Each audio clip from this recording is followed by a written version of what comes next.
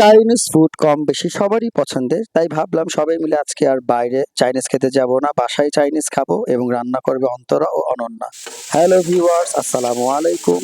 আজকে আমাদের বাসায় অন্তরা, অনন্যা বেড়াতে এসেছিল। তাই তাদেরকে বললাম, তোমরা ২ বোন মিলে মজার চাইনিজ খাবার রান্না করো। দেখতে পাচ্ছেন অন্তরা রাইস রান্না করছে সুন্দরভাবে এবং রাইসটা খুব টেস্টি হয়েছিল। রান্না হয়ে গেল অন্তরার এর মধ্যে রাইস রান্না করার পর অনন্যা এখানে কিছু মুরগির মাংস রেখেছিল ফ্রাই করার জন্য এবং এখানে প্রয়োজনীয় কিছু উপকরণ দেওয়া ছিল। মুরগির মাংসের সাথে প্রয়োজনীয় উপকরণগুলো সে মিক্সড আপ করে কয়েক মিনিটের জন্য রেখে দিয়েছিল এবং এখানে কারি রান্না করবে। এখন তারা কারি রান্নার জন্য প্রয়োজনীয় জিনিসগুলো নিয়ে নিল এবং ফ্রাই প্যানে দিয়ে দিল। এখন তারা সুন্দরভাবে খুব মজাদার কারি রান্না করবে। আসলেও আমরা যে কারিটা খেয়েছিলাম এত টেস্টি হয়েছিল যে আপনারা না খেলে বুঝতে পারবেন না। তো এখানে অলমোস্ট কারি রান্নাও তারা শেষ করে ফেলবে। কারি রান্না করার পর কারির যে কালারটা খুব সুন্দর কালার এসেছিল এবং এরই মধ্যে তারা চিকেন ফ্রাই রান্না করে ফেলছে, ভেজিটেবল রান্না করে ফেলছে। তো পরিবেশন করেছিল লাকি, যেটা একদম চাইনিজ স্টাইলের দেখতে পাচ্ছেন। দেখতে যেমন সুন্দর চমৎকার পরিবেশন, খেতেও অনেক সুস্বাদু ছিল। আর আমরা খুব এনজয় করেছিলাম চাইনিজ খাবারটা।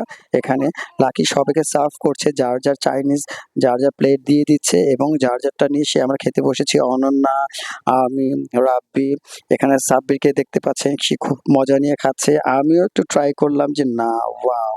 আসলেও রাইসটা একদমই মজা হয়েছে। সবকিছুই একদম টেস্টি ইয়াম্মি।